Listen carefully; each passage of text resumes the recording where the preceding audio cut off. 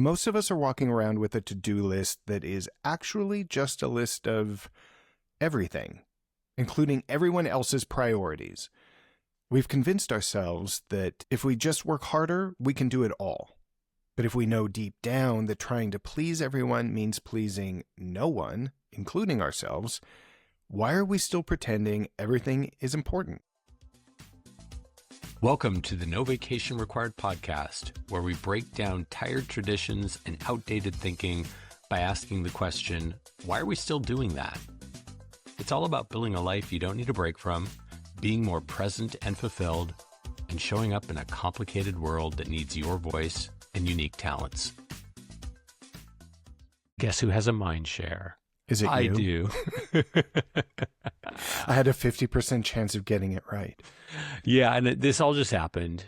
I'm going to be honest, Okay. because this should be its own episode of Why Are We Still Doing That? It should be its own month, this kind of theme. And it'll probably inspire that. But I just want to say that I just read this New York Times expose on the world's top-rated restaurant. And I don't even think I think it closed a couple years ago and is now doing pop-ups or whatever. But Noma, Okay. a decade plus, world's top-rated restaurant In Copenhagen. Yes, remember we were there. There's all this Yes. craze about it. We know people here. We've read stories about people building their lives around getting to this restaurant. Yeah. Having this experience. Bottom line, this expose, which really is not much of an expose, thus the why are we still doing that bent, I'm going to give this. Terrible place to work. The founder, superstar, lead chef, creating a truly psychotic workplace. Oh, no. Punching people, where punching, hitting, verbally abusing, the whole bit.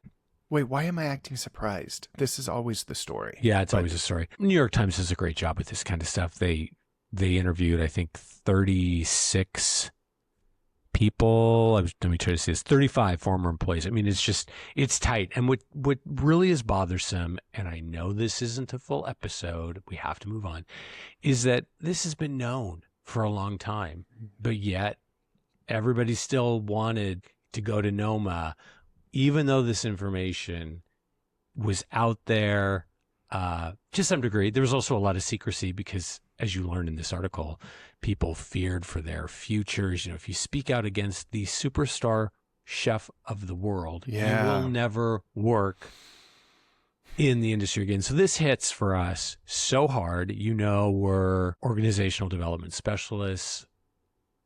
Workplace career issues are at the heart of what we've done so much work in. And fundamentally decent people who try to care for others.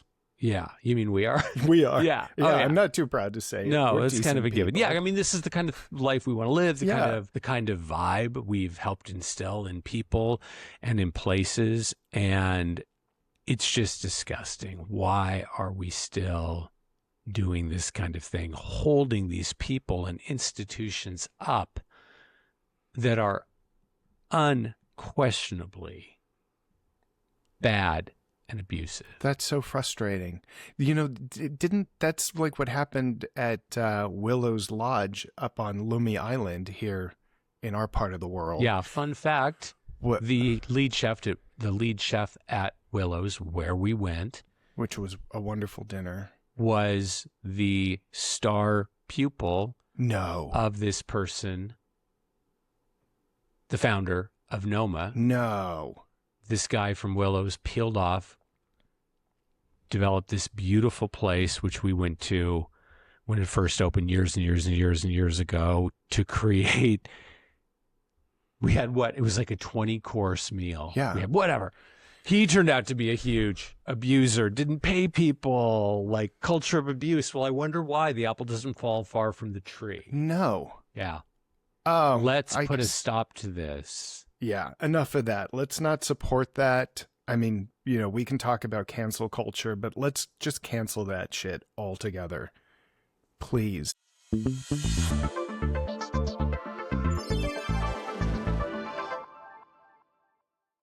So this series, as we hope you know by now, we're talking about balance, a topic we love. In the first episode, go check it out. The last episode, we talked about energy management, and that's something Caanan and I are working on. We're schedule guys, but we're trying to be more intuitive. Balance, as we said in that episode, is such a important thing to us. Yeah. Yeah. Haters. It's a core value. Haters, if you hate the word, that's on you, not us. No, yeah. If you hate the word balance, like I said in the last episode, check yourself. Yeah. That's not healthy. That's not good. But here's a fun thing. And I was inspired, as I said in the last episode, to kind of put this forward, this topic, balance, forward as a potential show topic for these 4 episodes, because so many people's questions and feedback to us revolves around what's ultimately around balance and time and energy and how can I do it all. So this week we're talking about prioritization, and last week we're in the trenches with everybody. This week I'm so proud of all the work we've done as individuals and as a couple as it relates to prioritization. We kind of hit a wall in our chapter 2, our big growth chapter. Yes. You know, when we finally had our ultimate no vacation required life, as we've said before, but careful what you ask for, because our good fortune came in the form of an avalanche. And we were sort of forced to lean into prioritization and to get comfortable saying, these things matter a lot. These things matter a middle. These things matter a little. And these things don't matter. So we're here to tell you prioritization and being able to say, wait, know what? This is what I'm focusing on, not this. I'm not interested. I'm not talented. I don't have time. Really knowing what's a priority. It's such a key part of your energy management. So asking, why are we still pretending that everything matters? And kind of a spark point I wrote down here. If everything's a priority, nothing is. It makes me so happy that you brought up our chapter 2, our big growth phase. Because you love to talk about that. I love to talk about it. Inducing time. Because it was, by all external measures, wonderful. There was nothing about it that is easy to complain about, because it was so much good stuff. And it also was making us literally sick, because we were saying yes to everything, because it all was so easy to say yes to, because it was all good stuff. Yeah. And wouldn't we all like to have this problem? No, actually we wouldn't, because it's funny. It's a lot easier to say no to things you don't want to do. Now, very few of us actually do that, hence this podcast. Yeah. But it's very difficult to ask the universe, if you will, to set the intention and say, I want all this abundance and good stuff in my life, and then to get it and realize, oh my God, I don't have the time or energy or ability to regulate to actually handle what is coming my way. Yeah. So it's very difficult to say no to things that are an easy yes. So how do you do that? How do you say no to things that are an easy yes? Or, as most of us are dealing with, how do you say no to things that should be a clear no? And the answer is, yes, I'm going to say it again. Know yourself. I doubled down on it in the last episode. I'm going to triple, quadruple, quintuple down on it in this episode. You literally cannot triage priorities. You cannot prioritize if you don't know yourself, if you don't know your strengths, if you don't know your values, if you don't know what you actually care about versus what you're told to care about, if you don't fundamentally understand why you believe things, or if those beliefs are yours or somebody else's. Listen, you have to do this foundational work. You have to know yourself if you're going to ever actually choose how to show up in the world. You can't do it if you don't know yourself.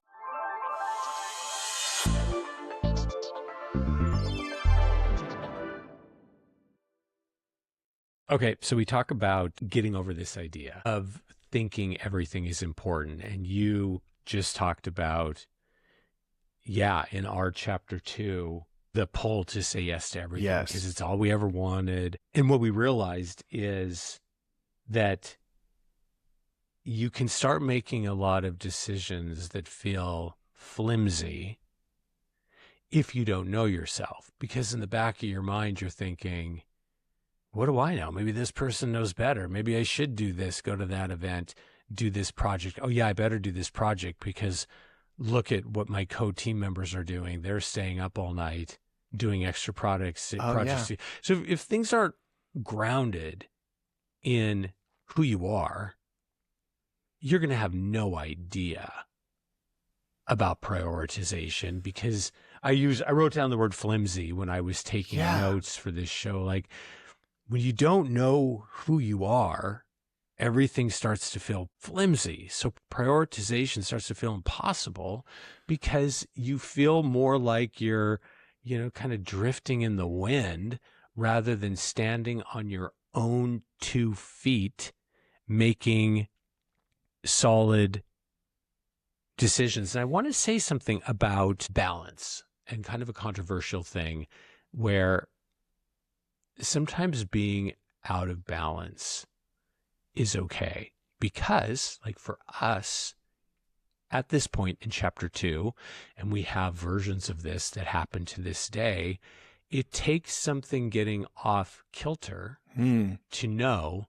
something's out of balance. Actually, we're kind of regularly going through this as we lean more into, spoiler alert, listen to the last episode on energy management, as we lean more into responding intuitively.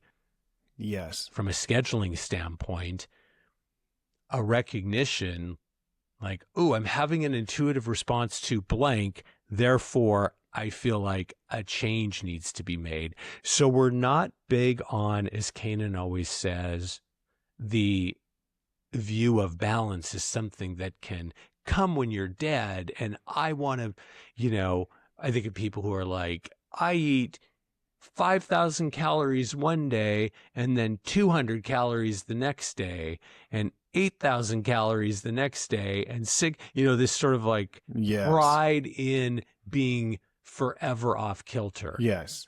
Bad. Out. But in is recognizing out of balance, because sometimes it takes a leaning in or a miscalibration to then know when you need to bring something back into balance. I know you have something you want to talk about with this chapter 2 example. You actually just said so many things. I have to prioritize what matters to me in this moment. I'm checking in with my intuition and what I know about myself. Hey, listener, we're going to hit the pause button, and Caanan is going to actively do a prioritization meditation. We'll be back with you shortly. I'm going to have to leave some of what I wanted to say on the cutting room floor here, because I so wanted to respond to everything. And now I can't think of anything I want to say. I know you wanted to talk about our chapter 2 projects. Oh my God. Okay. Yes. Thank you. I totally drew a blank there because I had like way too much going on. He was giving me emotions all through that, like, stop, help me, stop, help this me. is too much. Yeah. So Chapter 2 project. So as I talked about that period in our life where we were growing so quickly and so ferociously in our business, and that was a wonderful period. We were getting exactly what we asked for. We had dreamed of starting a business, working for ourselves, doing work that was fulfilling, Helping other people. Yeah. Fulfilling because we're helping other people, leaning into our strengths, a fully values aligned business. But we were getting at the peak so much business that we literally couldn't handle it. And I'm not ashamed now to say that at the time, we didn't really know what we didn't know. We didn't know ourselves well enough to recognize that we were making ourselves crazy. Yeah. So we were saying yes to so much that we were actually miserable. Yeah. Well, it came at an interesting time because all of this was happening as we set out to have this no vacation required life, a life we didn't need a break from. We knew we had to know ourselves. Yeah. And it was at the core of the work we'd done.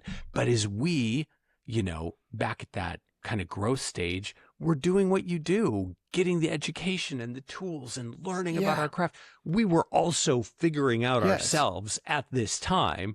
And it kind of culminated in this beautiful knowing. Yeah, I don't want to denigrate us at all for that period. Like I said, we didn't know what we didn't know, but we were figuring it out, and we did figure it out, and we had to make some really difficult choices. They were difficult for us. We recognized that if we wanted to take on all the business that was coming our way, we would have to scale, and neither of us wanted to do that. We knew that didn't align with our priorities, managing people or having a big business. Yeah. So we only had the option to start saying no. And it was terrifying because no is uncomfortable. But we did start saying no. We started saying no to projects that weren't squarely in our wheelhouse and stopped contorting ourselves to say yes to things that weren't a perfect fit. We started asking clients to hold off or saying like, we'd love to help you, but it's going to be in 5 months. That's what I'm most proud of is even the ones that were in our wheelhouse, being able to take a breath and say, wait, these are return clients. These are the people that matter the most to us. We've got to give them our best energy, and we can't do that if we're overloading. So we just have to lovingly tell them, like, we have a spot for you in 4 weeks. We have a spot for you in 6 weeks. We have a spot for you in 5 months. Yeah. But this is something that I think people can actually relate to, which is we were worried that if we started saying no, the abundance would disappear somehow. Totally. We were completely wrong, I'm happy to say. When we said no with intention and a positive no, if you will, people understood. Yeah. And they accommodated us. And so that will happen for you too. If you are saying a positive no because something doesn't align with your strengths or values, it's not a priority, and you can say that with that intention behind it, people will understand.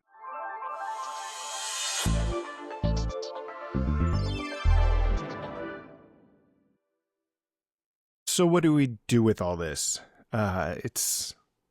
We can talk about this. We can intellectualize about it.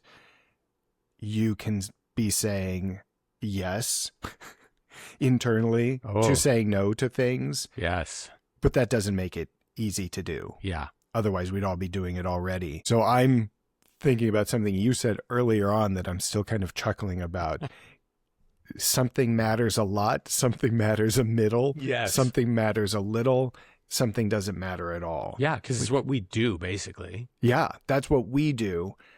And that's the goal, so that you can say no to the things that don't matter at all, matter a little, maybe to some of the things that matter a middle. And if you're really lucky, like we are, even saying no to things that matter a lot. But easy for us to say. How do you do that? How do you know what matters a lot, what matters a middle, what matters a little, what doesn't matter at all. Yeah, what's interesting, I just was thinking of, wait a minute, I think it was the last episode, again, the first in this series of Balance, where you talked about your mind share, which was saying no to the FIFA tickets that we had in our cart. And that's such a perfect example of saying no to things that matter. Gosh, here's the little full circle moment you're witnessing between the two of us. Like, I was having a hard time connecting fully to what you were saying about, saying no to things that matter. Not because we don't do it, but because that's a tough thing to explain. Mm-hmm. But to share that, having tickets in our cart to FIFA games here in Seattle, something we thought would never happen because 5 million people were trying to get tickets to all the games across the United States alone. And you just had this feeling like, nope, we don't need to do this. It's in our wheelhouse, but we've got these in our wheelhouse things that we've said yes to lately. So we're going to say no to this. That was your vote. Yeah. No to something. That's so powerful. And the only way you can do this is if you know yourself. And remember, I was using the word flimsy a while ago. Yes. When you don't know yourself, everything feels flimsy. And then saying no to things you like, it's like, well, why am I doing that? And I'm saying yes to things I don't like. Everything feels flimsy and uncertain. Wait, I have to riff on flimsy. This is why I had a total brain fart earlier, because you had said the thing about flimsy, and it's something I wanted to touch on. I'm sorry to interrupt. Yeah.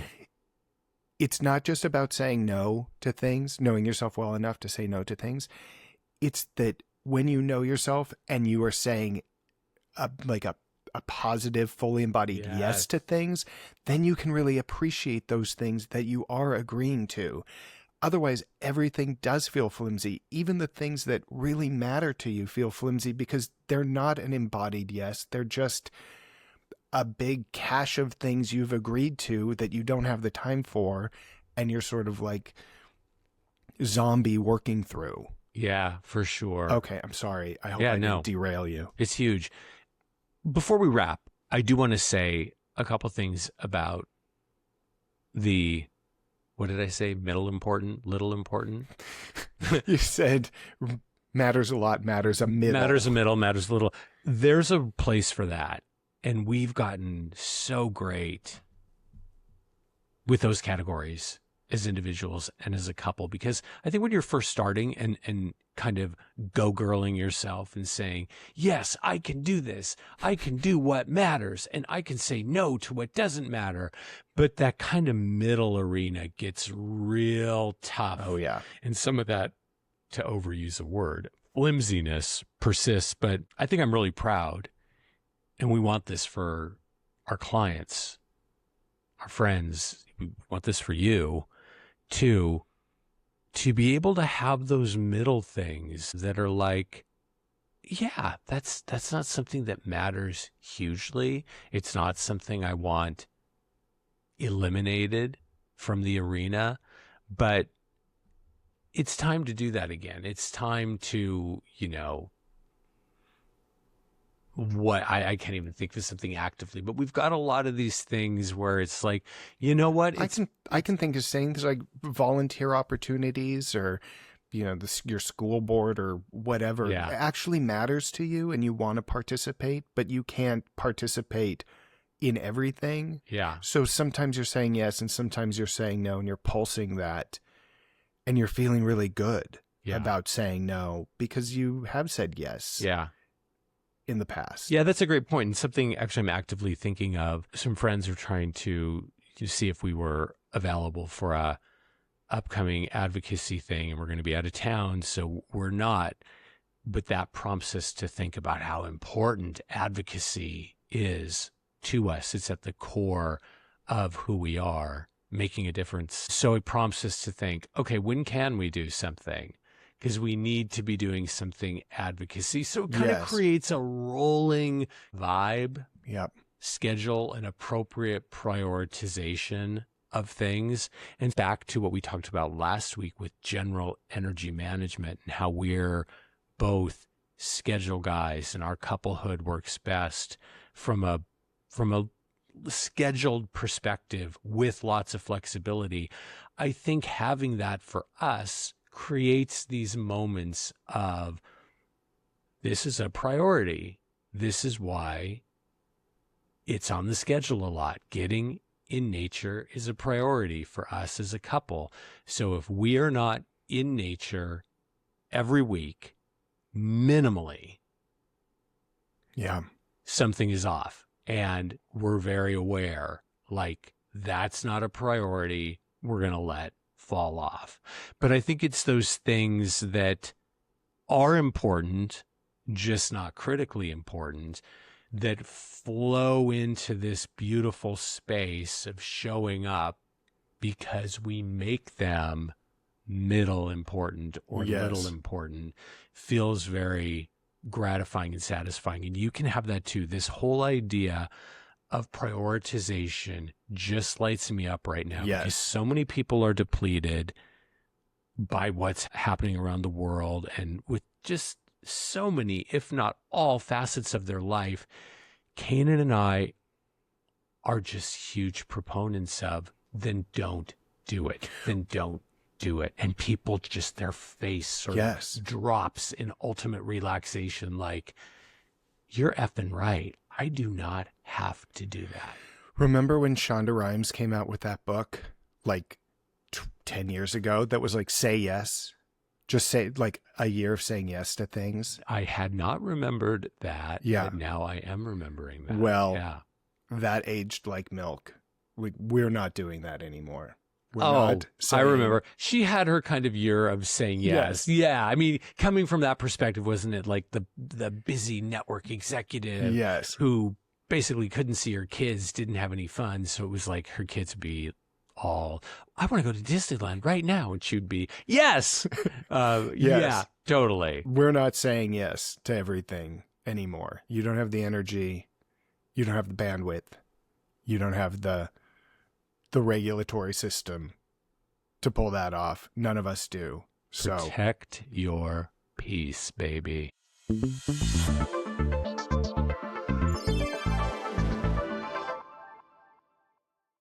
I have the world's most self-serving worth the time. Worth the time. It's a shameless plug of our own book. No vacation required. You never do a shameless plug. There's got to be more to this. So what's the more to this part? It's just that I think a lot of people will find the information we put in there. If you find this podcast helpful, you will find the information in our book, No Vacation Required. I'm saying it again like I'm on a press tour. I think you will find that information very helpful. It's very straightforward. It's couched in real stories of real people, and it's a great framework that will help in what we were talking about this episode, knowing yourself, knowing how to prioritize what. Wait, what? I think you're forgetting the full story, because this is so unlike you. It is. I think I know why you're bringing this up. And this is because somebody got in touch because they misunderstood what the book was about.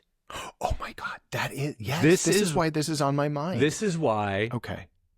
No Vacation Required, our book, is on your mind. So yes, please share that part, because that makes this makes more sense of why our own art. Okay. I'll try to keep mind. this quick because this is running long, but somebody got in touch and praised the book, thank goodness, but they said they misunderstood the title. Yes. They got it because they thought it was like about hustling. A hack. Yeah. Like a life hack thing. Like No Vacation Required meant you could work more.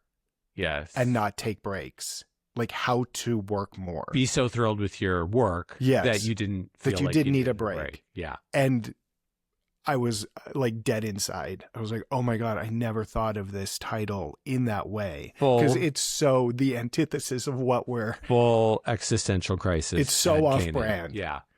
But I actually came to, as we talked about it, and I was like, oh, we're changing the title. We're tearing it all down. Burn it all down. It's so wrong.